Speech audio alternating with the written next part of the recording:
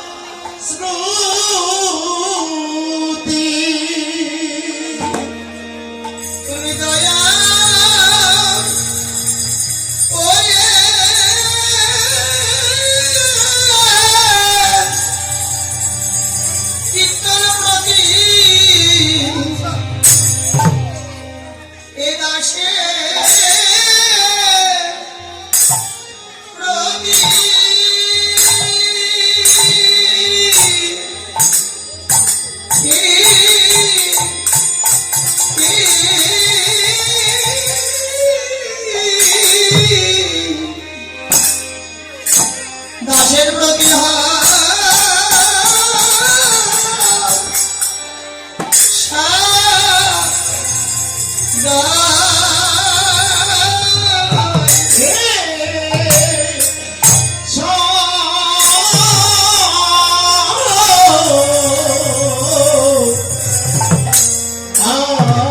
শুভ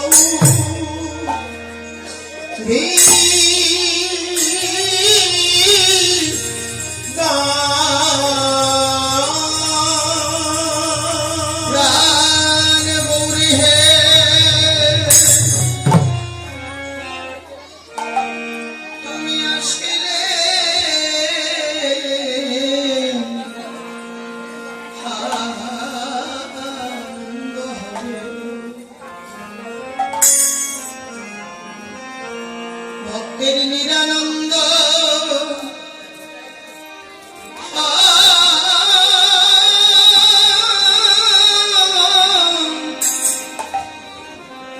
দূরে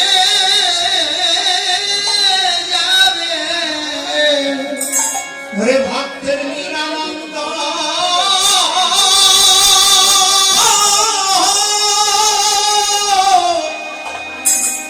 দূরে যাবে আদি সদানন্দে উদয় হবে এই তোমার সঙ্গবঙ্গ পার্শ্বদ লইয়ে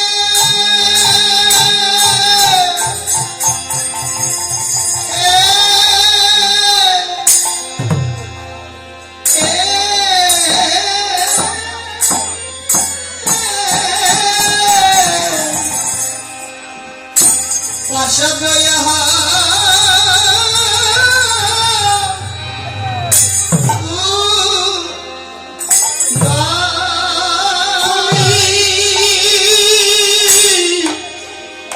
ওরে আছি আসলে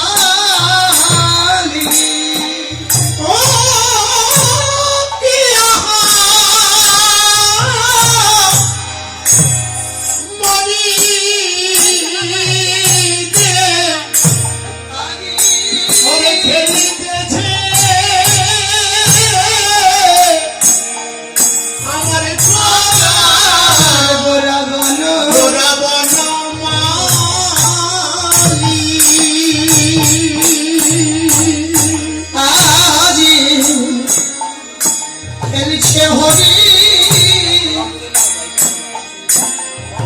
হরি নামে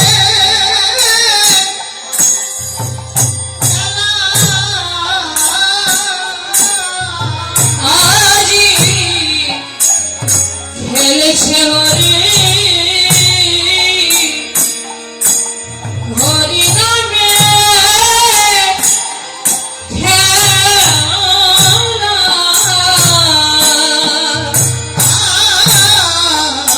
আজি আজি খেলছে খেলছে হরি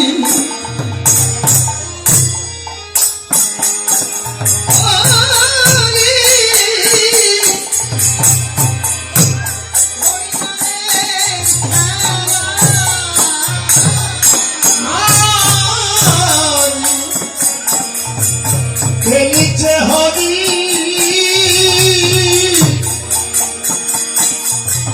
হরি নামে নামের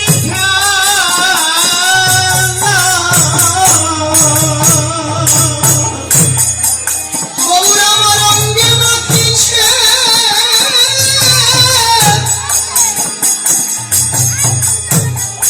কীর্তনে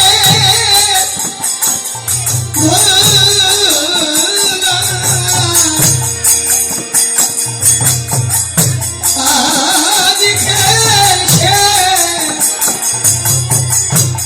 খেলছে হরি হরি নামে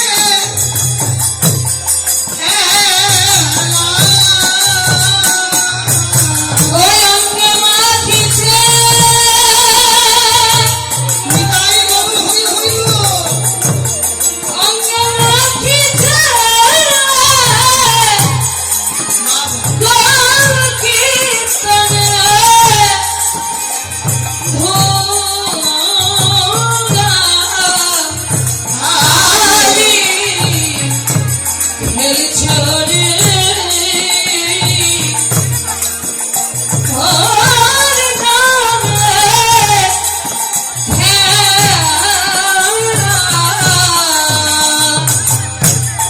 মদনে হরে কৃষ্ণ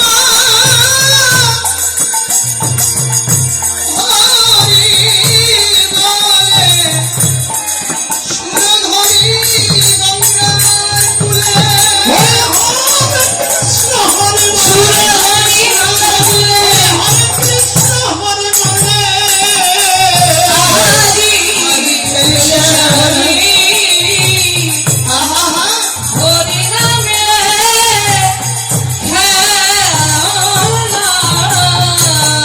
হরে খেলিতেছে গোরাবন মালি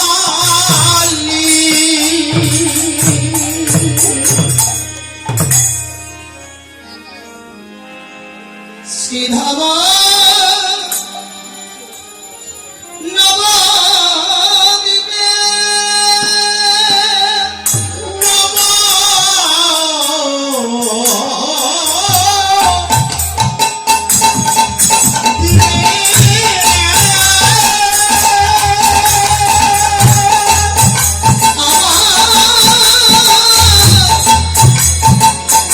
সচিব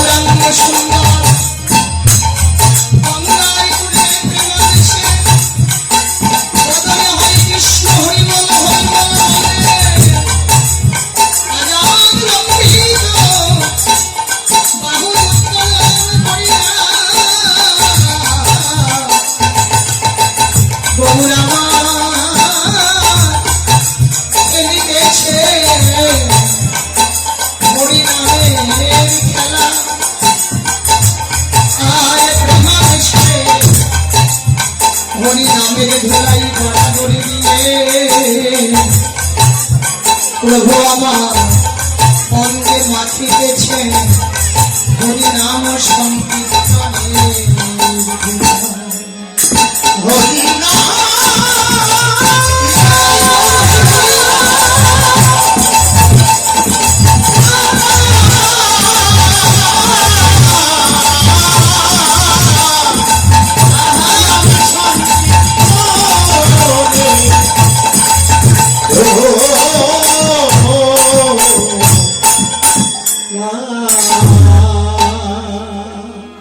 অন্যান্য যুগে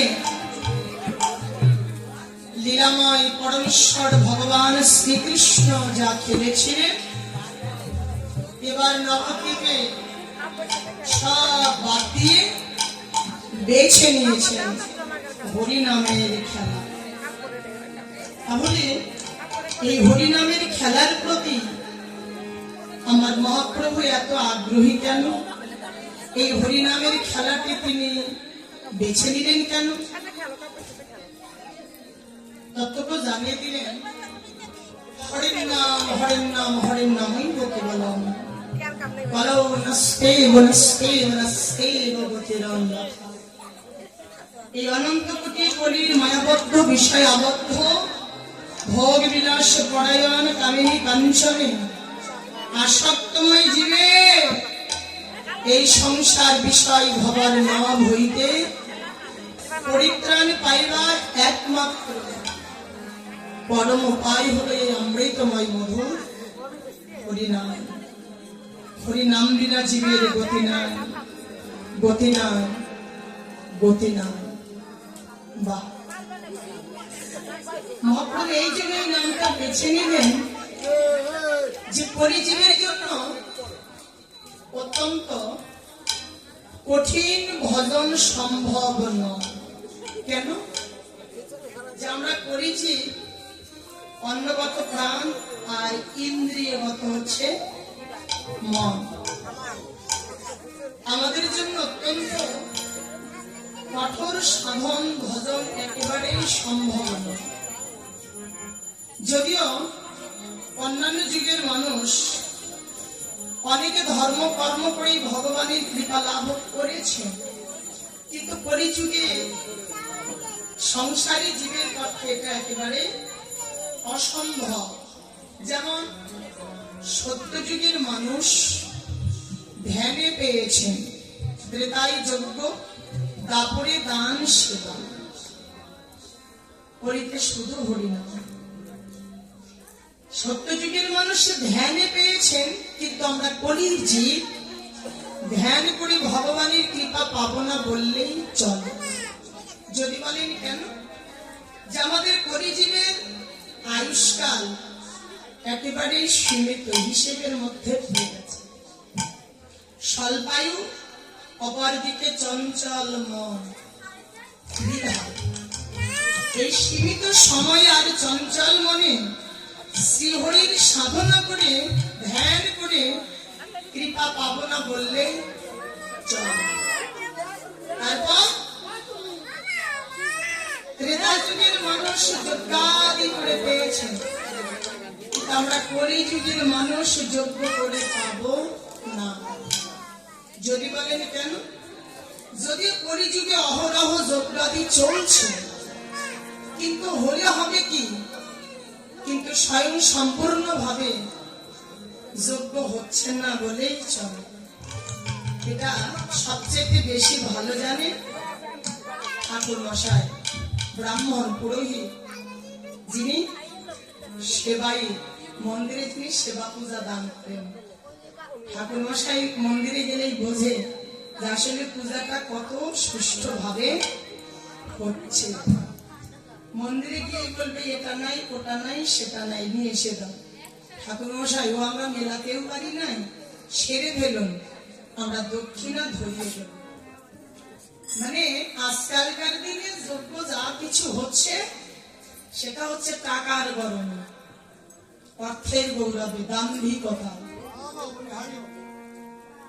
বুক ভরা অহংকার, অর্থ প্রাচুর্যের অভাব নেই তো, যেখানে সেখানে খাটালেই চলে। অর্থকেই ভগবানকে কিনে নেবে আজকালকার কলিযুগের মানুষ। হ্যাঁ, যুগে সবাই চায় আমরা টাকা দিয়ে এত কিছু পারি, ভগবানকেও কিনে নেব। সস্তা নয়, ছেলের হাতের মোয়া নয় যে তুমি টাকা দিয়ে অহংকার দিয়ে ওই রাজনীতি এসে গৌরব দেখিয়ে সমাজ সেবার অহংকার দেখিয়ে ভগবানকে তুমি লাভ করতে পারবে না। যেখানে যেটা দরকার সুষ্ঠুভাবে তুমি কিছু দিতে না পারলেও অন্তত পক্ষে তোমার হৃদয়ের শ্রদ্ধা, তোমার প্রেম ভক্তি অত্যন্ত প্রয়োজন, সেটা থাকতে হবে।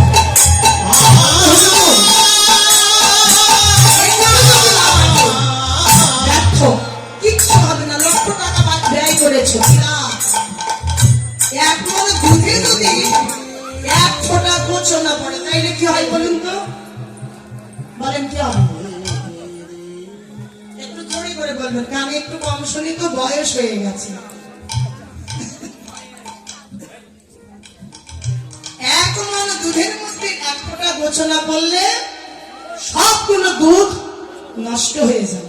ঠিক আপনারও কোটি কোটি টাকা ব্যয় করবেন, কিন্তু একটা ব্যক্তি যদি আপনার কাছ থেকে কষ্ট পেয়ে যায়, আপনার লক্ষ টাকা কোটি টাকা ব্যয় করা সব বিফল, কোনো লাভ নেই, কিচ্ছু হবে না। হ্যাঁ, তো আজকালকার দিনে যোগ্য চলছে টাকার গরমে, গোমরামি, অর্থের আভিজাত্যের রূপ, বিদ্যা বুদ্ধি পাণ্ডিত্য এসবের অহংকারী, যার জন্য ভেবে চিন্তা দিলেন ওই সব হবে না। যদিও সেটা সবচেয়ে বড় করে প্রমাণ দেখিয়ে গেলেন যখন প্রভু শ্রী রামচন্দ্র যজ্ঞ করতে বসেছিলেন। হ্যাঁ, তো এই যে আমাদের 12 মাসে 13 তিথি আছে না, তার মধ্যে বড় উৎসব কোনটি? দুর্গা পূজা।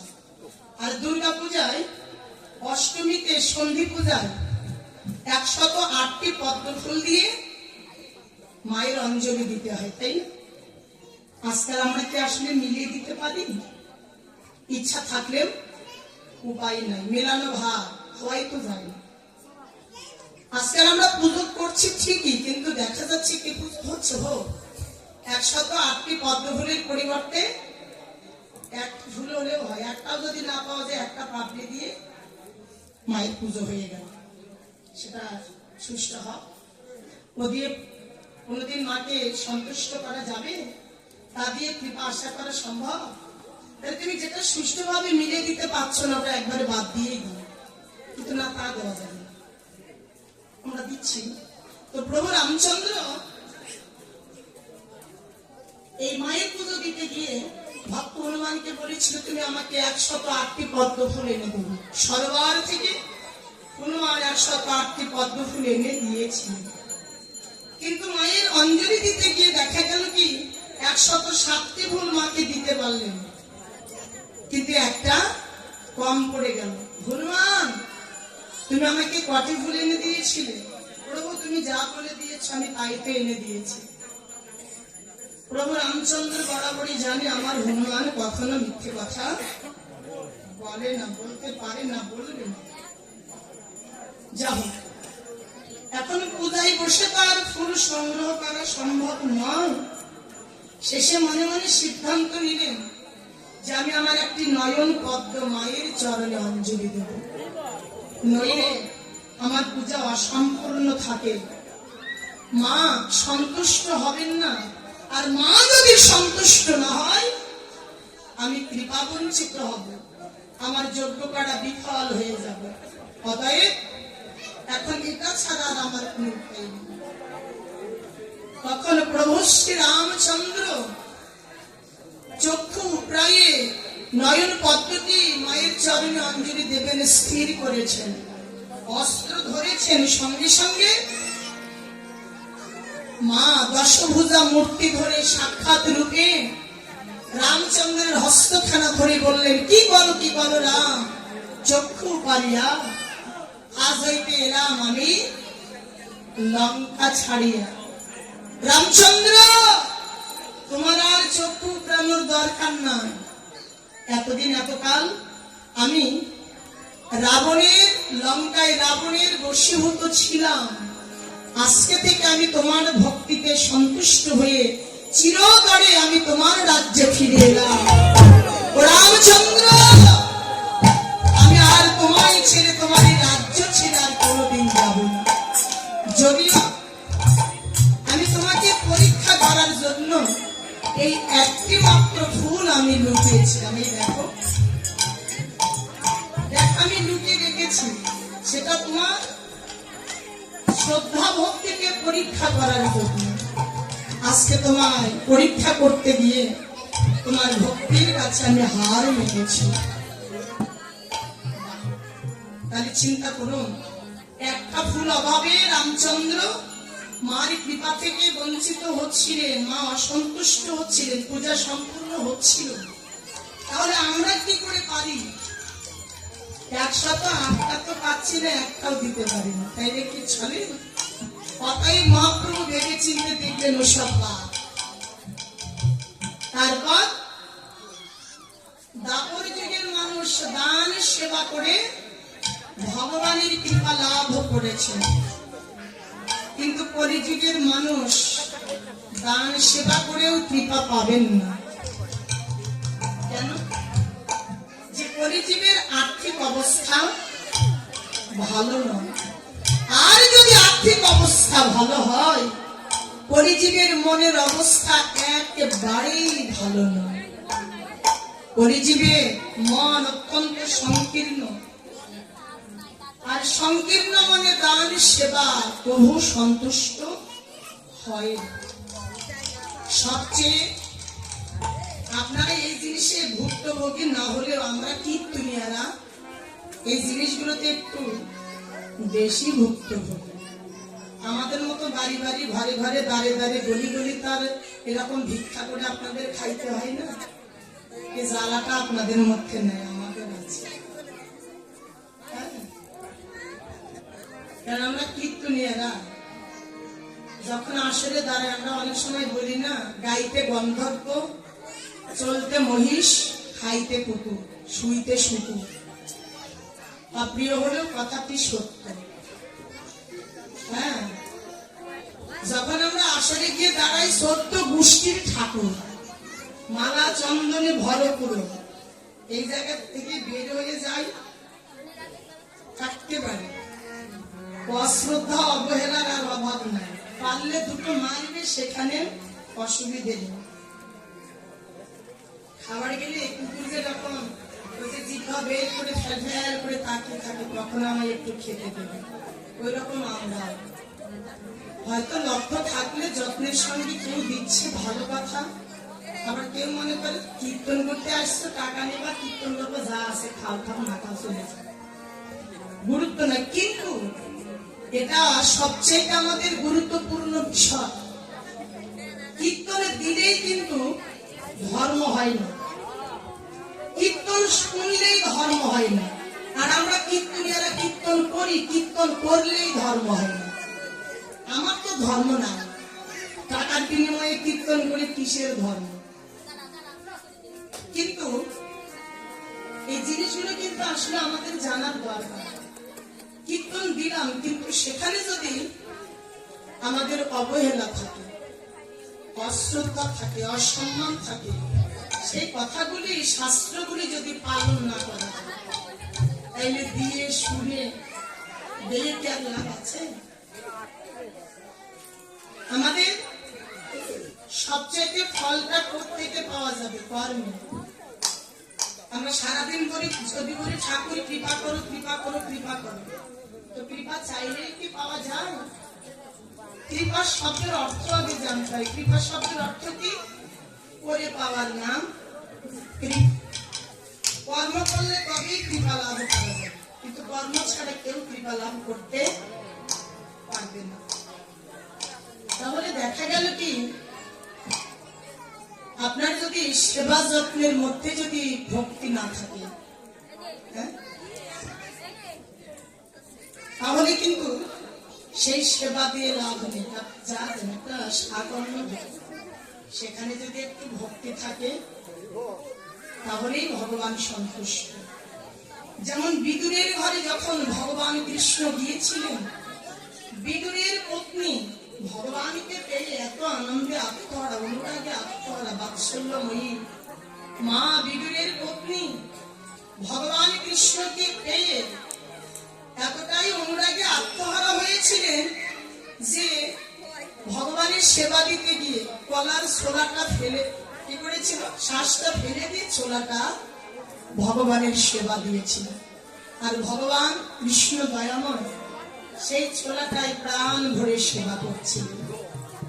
আসলে কলার ছোলা তো তিনি সেবা করছিলেন না, তিনি প্রাণ ভরে আস্বাদন করছিলেন ওই বিদুরের পত্নী মায়ের অন্তরের শ্রদ্ধা, বাৎসল্য, প্রেম, ভক্তি, ভালোবাসাকে তিনি প্রাণ ভরে আস্বাদন করেছেন।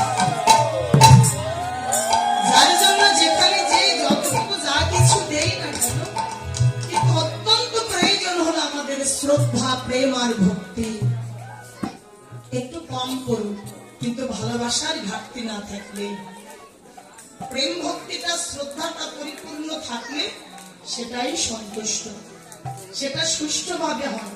আর সেটা হলে কৃপা থেকে বঞ্চিত হবার কোনো প্রকারের ভয় থাকে না। যার জন্য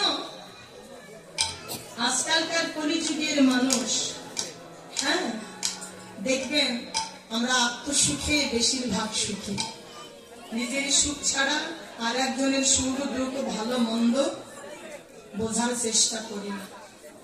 ভালো মন্দ বিপদ আপদ এগুলি হিসেব করার সময় নাই। তুমি কেমন ছিলে, কেমন আছো, কেমন থাকবে, তোমার অবস্থা কি ছিল, ওগুলো শোনারও সময় নাই, দেখারও বোঝারও জানারও সময় নাই। কিন্তু আমি কতটুকু পেলাম না পেলাম এটা আগে আমার হিসাব, আত্মসুখে সুখী। তারপরেও সবচেয়ে বড় কথা, আজকালকার দিনে আমাদের মধ্যে অনেকেরই, সবার নয়, কিছু কিছু মানুষের দেখবেন মনুষ্যত্বের বড় অভাব। বিশ্ব কবিগুরু রবীন্দ্রনাথ ঠাকুর কবিতার ভাষায় বলেছিলেন, 7 কোটি সন্তানের হে মুগ্ধা জননী, রেখেছ বাঙালি করে কিন্তু মানুষ করনি। তুমি 7 কোটি সন্তানের জননী হয়েছ, কিন্তু তাদেরকে মানুষ করতে পারবে। বাহ, রক্তে মাংসে গড়া হলেই যে আমি মানুষ, মানুষের পরিচয় কি দিয়ে? মানুষের পরিচয় হচ্ছে মনুষ্যত্ব দিয়ে। মাঝে মাঝে আমরা কথাটি ব্যবহার করি, তখন যখন আমরা দুর্ব্যবহারের সম্মুখীন হই, অযত্নের সম্মুখীন হই, অবহেলার সম্মুখীন হই, অসম্মানের সম্মুখীন হই, অশ্রদ্ধার যখন সম্মুখীন হই, তখন আমরা বলি লোকটা পণ্ডিত বটে কিন্তু মনুষ্যত্বহীন, লোকটা বিজ্ঞান বটে কিন্তু মনুষ্যত্বহীন, অমানুষ। লোকটা ধনী বটে কিন্তু মনুষ্যত্ব নয়, চেহারা ভালো বটে কিন্তু মনুষ্যত্ব নয়, বিদ্যা বুদ্ধি আছে বটে কিন্তু মনুষ্যত্ব নয়, তোমার অর্থ সম্পদ আছে, মনুষ্যত্ব নয়। কেন? তাহলে আমার মনুষ্যত্বের অভাব। মনুষ্যত্বটা কি? যে মনুষ্যত্বটা তৈরি করতে পারলে তুমি প্রকৃত মানুষ এবং ভগবানের সেবার উপযোগীও হবে, ভগবানের কৃপা, ঈশ্বরের কৃপা লাভেরও তুমি অধিকারী হবে। আর এই মনুষ্যত্বটা কিভাবে হয়? আমাদের ডক্টর মহানম্রত ব্রহ্মচারীজি মহারাজ বলেছিলেন যে 5টি গুণ যার মধ্যে বিরাজমান, প্রকাশিত, একমাত্র তিনি হচ্ছেন প্রকৃত মানুষ। এই 5টা গুণ যার মধ্যে আছে সেই হচ্ছে মানুষ। 5টা গুণ কি কি? অহিংসা, অচর্য, সংযম, শৌচ, আর হচ্ছে সত্য। হয়তো আমার কথাগুলো শুনে অনেকের হয়তো একটু রাগ হচ্ছে, কীর্তনের মাথা আবার খারাপ হলো না তো? কিন্তু মাঝে মাঝে বলতে হয়, শুধু কীর্তন শুনে লাভ নাই, আচরণ শিখতে হবে, ব্যবহার শিখতে হবে। আমাদের মনুষ্যত্বটা আগে দরকার। শুধু কীর্তন শুনে কাদাকাটি করে বাড়ি গেলে ভগবান পাওয়া যাবে। জায়গা তৈরি করো, এত কিছু দরকার নেই। আসল জায়গা যদি তৈরি হয়, ঘরে বসেই ভগবানকে পাবো। সেটা চৈতন্য মহাপ্রভু নিজেই বলেছিলেন। 24 বৎসর বয়সে যখন ভারতী গোসাইয়ের কাছে সন্ন্যাস মন্ত্রে দীক্ষা গ্রহণ করেছিলেন, হ্যাঁ, কৃষ্ণ ভজন করতে এসে বলেছিল, সনাতন সন্ন্যাস লইল যাবে, ছন্ন হইল মন, সন্ন্যাসে কিবা প্রয়োজন, একমাত্র জীবের প্রেম প্রয়োজন। আগে বুঝি নাই, কিন্তু সন্ন্যাস নেবার পর জানতে পেলাম, বুঝতে পেলাম যে শুধু সন্ন্যাসী হলে ঘর সংসারে ছেড়ে বনে গিয়ে বাসা বাঁধলে ভগবানকে পাওয়া যায় না, ঘরে বসেও ভগবানকে পাওয়া যায়, কিন্তু তার জন্য প্রত্যেকটা জীবের অন্তরে প্রেম প্রয়োজন, ভক্তির প্রয়োজন, ভালোবাসার প্রয়োজন। এইটুকু যদি কেউ অর্জন করতে পারে তারা ঘরে বসেই ভগবানের দেখা। উপনিষদের বাণী, ফুলের বাক্যে মধুর সঞ্চয় হলে ফুলকে যেমন যেতে হবে না ভ্রমণের কাছে, তত্র প্রত্যেকটি ভক্তের হৃদয় মন মন্দিরে প্রেম ভক্তি ভালোবাসার মধু সঞ্চয় হলে তাকে যেতে হয় না ভগবানের কাছে। প্রেমের কানাল হয়ে ভগবান শ্রীহরি সোনার গোলক ছেড়ে ওই আমি মনে হয়ে গেলাম বলে ভগবানের সাথে আসে ভক্তের কাছে। হৃদয় গৌর হরি বল, হরি বল। সদা সর্বদা আমাদের প্রত্যেকের মধ্যে এই মনুষ্যত্বটা আগে দরকার। বাসা তৈরি করা, পাত্রস্থ হওয়া, নিজেকে অধিকারী করা, ভগবানের সেবার উপযোগী করা, যোগ্যজন করে তুলতে হবে। তাই কি 5টা গুণ: অহিংসা, কাউকে হিংসা করা যাবে না। তারপর কি অচর্য, কারোর দ্রব্য চুরি করা যাবে না। সংযম, তোমাকে আত্মসংযমী হতে হবে।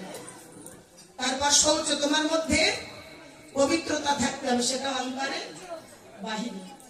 আর কি সত্য, সদা সত্য কথা বলবে, সত্য পথে চলবে। আর সততা নিয়ে থাকলে তাদের একটু দুঃখ বেশি, কারণ আজকালকার দিনে সত্য কথা শোনার মানুষের বড় অভাব। মিথ্যে কথা বলবেন, তার জায়গা তাড়াতাড়ি হয়। সততা দেখাবেন, তোমার জায়গা হলো ওই বাইরে গোয়াল ঘরের মধ্যে। তুমি এটা অনেক দেখেছি। কীর্তন জগতে আস্তে আস্তে একেবারে কম হলো না তো, প্রায় 25, 26, 27 বছর হয়েই গেল। আস্তে আস্তে দেখতে দেখতে মানুষের সঙ্গে চলাফেরা উঠা বসা করতে করতে তো দেখলাম, মানে সততা নিয়ে থাকলে তাদের একটু দুঃখ বেশি। কারণ বেশি সততা নিয়ে থাকি তো আক্রমণটা এই জন্য আমার মধ্যেই হয় বেশি। সবাই করে, সুযোগ পেলে। আর দুর্বল লেগে করে মানুষ একটু আঘাত বেশি করতে ভালোবাসে, তাই না? যাই হোক, আমাদের প্রত্যেকের মধ্যে এই জিনিসটা, এই 5টা গুণ যদি থাকে, সে হলো প্রকৃত মানুষ। আর তবে এই মনুষ্যত্বটা দিয়ে অন্তত পক্ষে তারা ভগবানকে পাবার একটা যোগ্যতা অধিকার লাভ করবে, এটা দরকার। কাউকে হিংসা করা যাবে না, জীব মাত্রই আমাদের হিংসা বিদ্বেষ থেকে, ত্রুটি থেকে দূরে থাকতে হবে। আমাদের সংসারী জীবের শ্রেষ্ঠ ধর্ম কোথায়? আমাদের সনাতন গোস্বামী প্রভুপাদকে ডেকে মহাপ্রভু বলেছিলেন, সনাতন গৃহী জীবের ধর্ম কি জানো? জীবে দয়া, নামে রুচি, বৈষ্ণব সেবন, ইহা হইতে ধর্ম নাহি, শুনো সনাতন। জীবের প্রতি দয়া, নামের প্রতি রুচি, আর বৈষ্ণব সেবা। তাহলে জীবে দয়া বলতে সবার প্রতি, স্থাবর জঙ্গম কীট পতঙ্গ পশু পাখি জীব জন্তু যা আছে সবার প্রতি তোমাকে একভাবে সমানভাবে তাদের প্রতি দয়াশীল হতে হবে, শ্রদ্ধাশীল হতে হবে, সবার প্রতি ভালোবাসাটা সমান থাকবে। নামের প্রতি তোমার রুচি থাকতে হবে। আর বৈষ্ণব সেবা, বৈষ্ণব বলতে যারা প্রতিদিন ভোগ লাগায়, প্রসাদ খায়, নিরামিষ খায়, হ্যাঁ, তারাই শুধু বৈষ্ণব না, জীব মাত্রই বৈষ্ণব নাকি? স্বামীজি বললেন, বহুরূপের সম্মুখে তোমার ছাড়ি কথা খুঁজিছে ঈশ্বর, জীবে প্রেম করে যেই জন, সেই জন সেবিছে ঈশ্বর। তাহলে জীব মাত্রই বৈষ্ণব, প্রত্যেকের মধ্যে ভগবান আছে। ঈশ্বর স্বরূপ ভক্ত তাহার অধিষ্ঠান, ভক্তের হৃদয়ে কৃষ্ণের সতত বিশ্রাম। প্রত্যেকের মধ্যে যেহেতু ভগবান আছে, আমি অবৈষ্ণব কাকে বলবো? তুমি কি করলে না করলে ওটা আমার দেখার ভাবার বিষয় নয়, কিন্তু আমার বিষয় আমি কতটুকু করে গেলাম, ভালো করলাম না জীবনে কিছু মন্দ করলাম, এই হিসেবটা আমার মধ্যেই মিলাই নিতে হবে। তাহলে ভগবান জ্ঞানে, ঈশ্বর জ্ঞানে সবার সেবা করা আমাদের অত্যন্তই প্রয়োজন। তাহলে এর মধ্যে আমার একটু ভাগ আছেই। শ্রেষ্ঠ বৈষ্ণবতার পরিচয় দেখিয়েছে। চৈতন্য মহাপ্রভুকে বলেছিলেন, বলো তো প্রভু সর্বশ্রেষ্ঠ উত্তম বৈষ্ণবকে, তাকে চেনার উপায় কি? বৈষ্ণব তো সবাই, কিন্তু উত্তম কে? তখন বলেছিলেন, যার বদন দেখলে আইসে কৃষ্ণ নাম, নিশ্চয় জানিও সেই বৈষ্ণব প্রধান।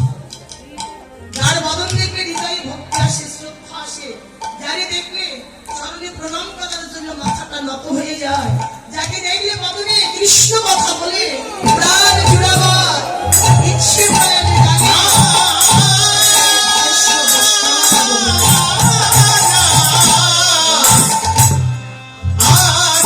এই জন্য সদা সর্বদা অন্ততপক্ষে এই তিনটি জিনিসের উপরে আমাদের লক্ষ্য রাখতে হবে। জীবের দয়া, নামে রুচি, বৈষ্ণব সেবা। এটাই হচ্ছে আমাদের সংসারী জীবের জন্য অন্যতম সহজ ধর্ম। হ্যাঁ, তাই আজকে মহাপ্রভু ধ্যান, যজ্ঞ, দান, সেবা সব বাদ দিয়েছে, দিয়ে জীবের জন্য সহজ সরল একটি পথ বেছে নিলেন, হেলায় অশ্রদ্ধা। বলির জীব শ্রদ্ধাই হোক, অশ্রদ্ধাই হোক, অবহেলাই হোক, ইচ্ছাই হোক, অনিচ্ছাই হোক, যে যেভাবেই পারো, বিনামূল্যে, বিনা শ্রমে, বিনা ক্লান্তিতে, শ্রান্তিতে, শুধু একবার এই মধুর হরিনাম কৃষ্ণ নাম যদি কেউ মদনে উচ্চারণ করতে পারে, অনন্ত অনন্ত কালের পাপ রাশি থেকে সে মুক্ত হয়, অপরাধ খণ্ড হয়ে কৃষ্ণ কৃপা লাভে ধন্য হয়ে যায়। এই কাজ আমার গৌর হরি এই পরিজীবের জন্য হরিনাম বেছে নিলেন। ভাবাবেশে গঙ্গারি তুলে হরিনামের খেলা খেলছেন, আর প্রভু আমার ধুলো মারছেন কেন? দীনতা শেখাতে। আমি দীনতাই হব একমাত্র কৃপা লাভের উপায়। যার মাঝে দীনতা যত পূর্ণ, কৃপাও তার প্রতি তত পূর্ণ। মহানামজি বললেন, দীনতা বিনা কেউ কৃপা লাভ করতে পারেনি, আর কখনো পারবে।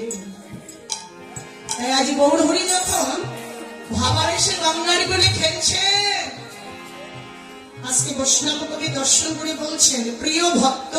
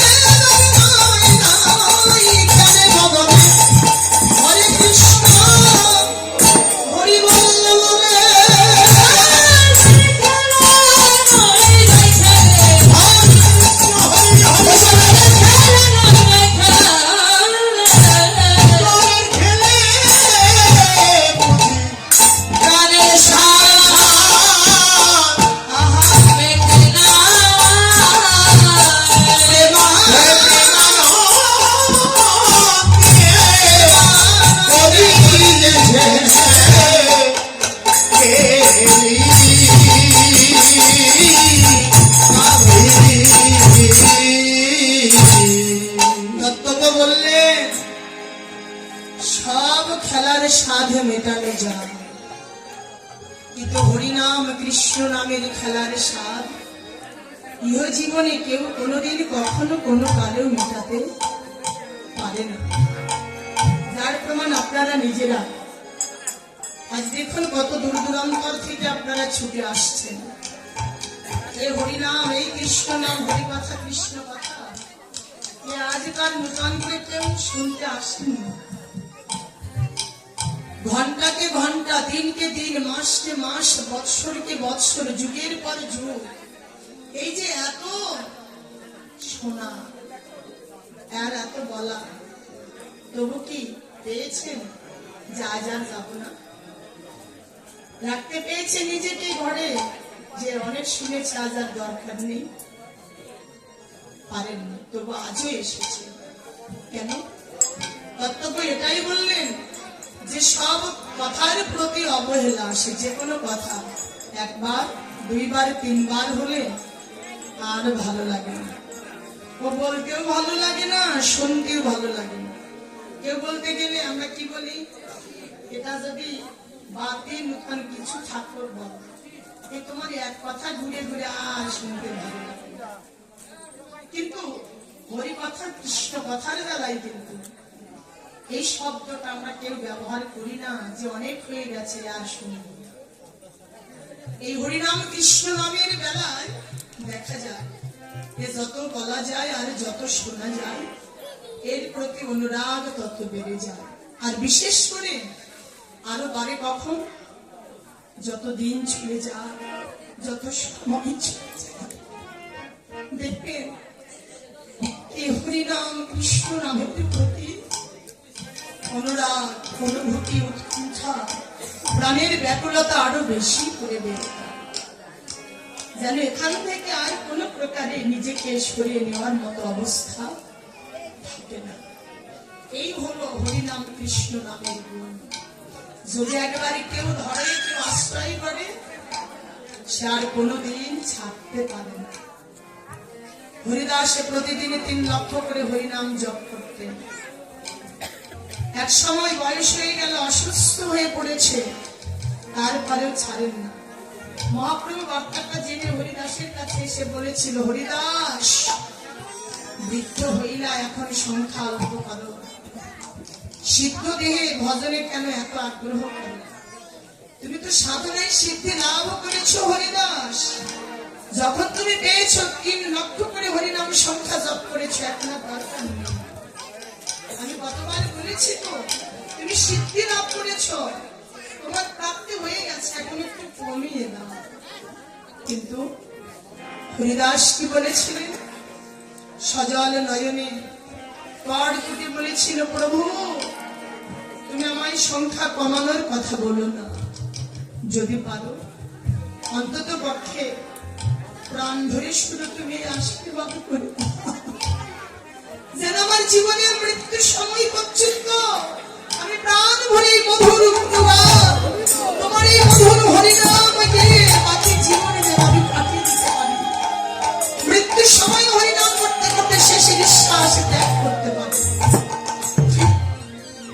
হরিদাসের ভাগ্যে সেটা হয়েছিল, মিলেছিল, পেয়েছি। যার জন্য যে ধরে এ নাম সে আর কোনোদিন ছাড়তে পারে না। তাই আজ মহাপ্রভু প্রেমাবেশে খেলছেন, কিন্তু একা নয়, সঙ্গে আর কারা ছিল? সঙ্গে নাচে নিত্যানন্দ, চিত্তে যার সদানন্দ।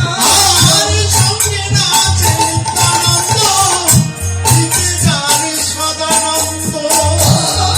সঙ্গে নাচে নিত্যানন্দ, চিত্তে যার সদানন্দ। তার সঙ্গে নাচে নিত্যানন্দ, চিত্তে যার সদানন্দ। সিঙ্গার শব্দ করু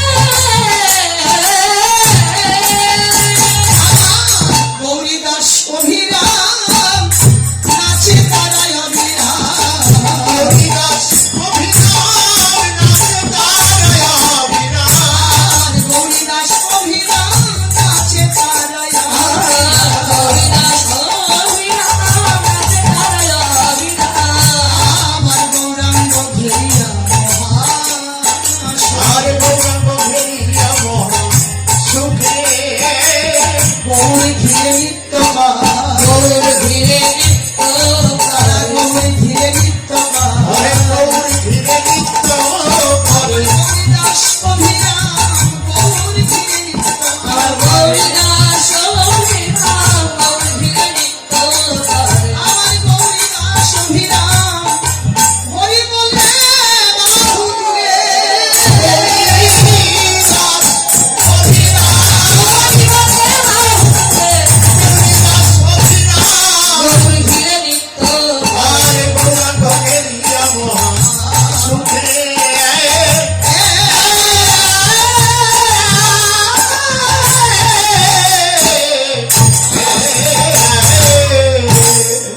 যারা ছিলেন ব্রজের পরিকর, এবার তারাই এসে হয়েছেন নৈদার পরিকর। প্রভু দয়াময় যাদেরকে নিয়ে ব্রজলীলা করেছিলেন তাদেরকে নিয়ে এবার নবদ্বীপে লীলা প্রকাশ করছেন। কারণ নবদ্বীপে তাদেরকে নিয়ে ব্রজলীলা প্রকাশ করার পর আজকে দেখুন প্রভু নিত্যানন্দ যদিও স্থানের পরিবর্তন, দেশের পরিবর্তন, কিন্তু স্বভাবের পরিবর্তনটা হয় না। ব্রজের বলাই নদীয়ারি নিতাই, কিন্তু স্বভাব কি সিঙ্গা বাজানো। ব্রজ ছেড়ে নদীয়াতে এসেছেন, কিন্তু সিঙ্গা বাজানো নেশাটা তার রয়ে গেছে। এই তো, যার যেটা নেশা আমি ছেড়ে দিতে চাইলে কি হবে? নেশা তো আর আমাদের ছাড়ে না। যেমন এই যে আজ আপনারা এখানে এসেছেন, যারা এখানে এসেছেন তারা নেশায় পাগল হয়ে এসেছেন নাকি? তবে এই জগতে দেখবেন ছোটখাটো কিছু নেশা আছে, চাইলে ছাড়ানো সম্ভব, কিন্তু একটা নেশাই জীবনে ছাড়ানো যায় না। সেই নেশাটা হলো হরি নামের নেশা, কৃষ্ণ নামের নেশা। এই নামের নেশাই যদি কাউকে পাই না, দেখবেন জীবনের সে সব কিছু ছাড়তে প্রস্তুত। কিন্তু এই হরি নামে কৃষ্ণ নামে মাঠ থেকে, এই অনুরাগের পথ থেকে নিজেকে সরিয়ে নিতে প্রস্তুত নয়। এই হলো হরিনাম কৃষ্ণ নামের গুণ। তাই আজকে ব্রজের বলাই নদিয়ার নিত্যানন্দ প্রভু, তিনি নেশাকার ছাড়তে পারে না, স্বভাবটা তার যায় না, কিন্তু সিংহাকার নবদ্বীপে নেই, আনা পারো হয়নি। এইবার নবদ্বীপে বদন সিংহা করে বদনে অবিরাম হরি বল, হরি বল, হরি বল, হরি বল, হরি বল বলে প্রভু নিত্যানন্দ হরি নামের ধ্বনি করছেন, প্রেমাবেশে নৃত্য গীতি করছেন। গৌরীদাস অভিরাম আদি যত ভক্ত তারাও গৌরী নিতাইকে ঘিরে নৃত্য করছেন। হরিনামের খেলা খেলতে খেলতে পশ্চিম দিগন্তে তাকে দেখলেন, সে কি বেলা ডুবু ডুবু, দিবা অবসান। সঙ্গে সঙ্গে এবারে যেন মনে পড়ে গেল স্নেহময়ী মায়ের কথা, আর খেলাধুলা ভালো লাগলো না। এবারে দিবায় অবসান হেরি দিহে চলে হরি, হরে দেবালব সানো হেরি আর হেরি হে চলে গৌর হরি ও দিবায় অবসান হেরি দিহে চলে হরি।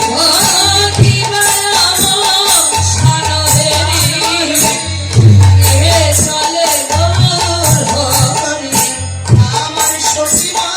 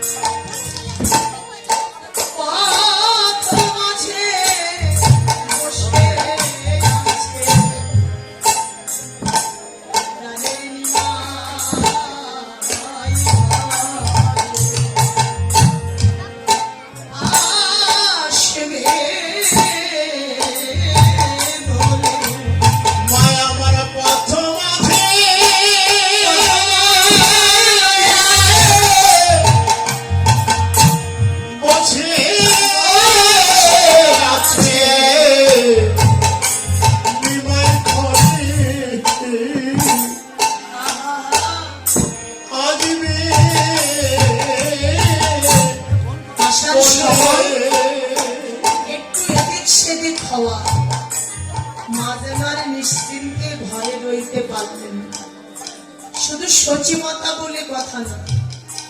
এই জগতে দেখবেন যত মা আছে সবার অবস্থা ওই একই রকম। ছেলে যেখানেই যা, ঘর থেকে বেরিয়ে যাওয়ার পর থেকেই মায়ের মাথায় দুশ্চিন্তা প্রবেশ করে। ঘরে না আসা পর্যন্ত মায়ের আর দুশ্চিন্তা যায় না। তবু যাওয়ার সময় জিজ্ঞাসা করে, বাবারে যাচ্ছিস তো, কোথায় যাবো, কখনো ফিরবি? যদি বলে মা আমি এই সময়ের মধ্যে এসে যাব, তুমি আমার জন্য চিন্তা করো। ওই মার কাছে যে সময়টুকু দেন, দেখা যায় কি মা ওই সময়টুকু খানিকটা একটু চিন্তা মুক্ত থাকে, পুরোপুরি না। কিন্তু ওই সময় একটু নবচার হলে মায়ের আর অবস্থা ভালো থাকে না। সময় হয়ে গেল তো, ওই ছেলেটা তো এলো না। সঙ্গে সঙ্গে মা কি করেন দেখবেন, মা তার কাজ কর্ম সব আহার নিদ্রা ছেড়ে দিয়ে ছেলের আসার পথ চেয়ে মা বসে থাকে। যতক্ষণ না ঘরে ফিরছে মা দেখবেন ঘরেও যেতে পারে না। মা কি করে, বারবার ঘরে বাইরে আসে আর যায়, আর পাচ্ছে দেখে ছেলেটা আসে না। ঠিক সচিমাতার অবস্থাটাও আছে তেমনই হয়ে গেছে।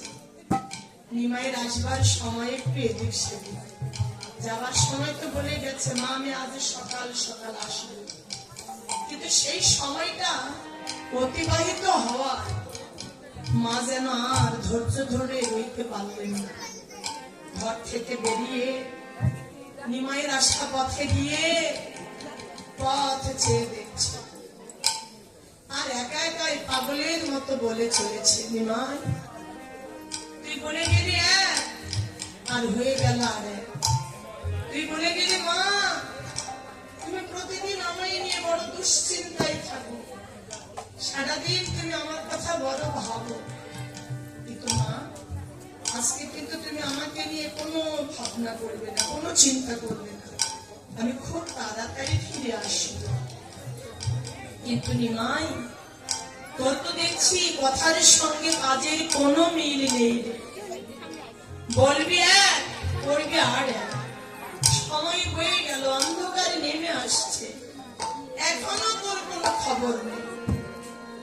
পথ চেয়ে দেখতে দেখতে পাগলের মতো নিজের কথাগুলো বলতে বলতে মা যেন বড় ধৈর্য হারা হয়ে গেল, আর মা সইতেই পাচ্ছেন না। অবশেষে মা চিৎকার করে ডাকছে,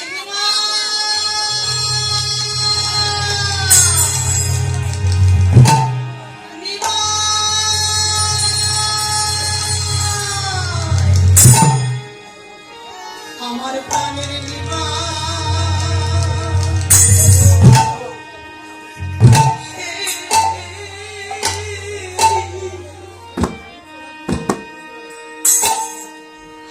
নাকি